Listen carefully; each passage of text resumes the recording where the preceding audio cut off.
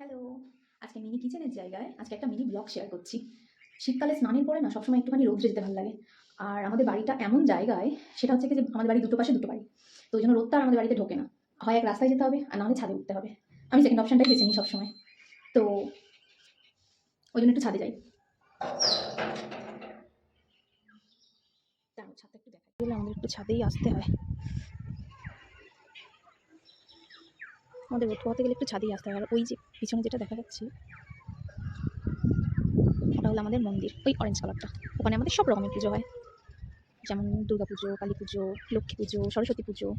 আর সামনে তো ইতু পুজো আছে, সেটাও হবে। তুমি কি কি রান্না করবে? মেথি শাক ভাজা করবো, বেগুন পোড়াবো, আর একটু ফুলকপি, আলু দিয়ে, সিম দিয়ে, মাছ দিয়ে ঝোল করবো।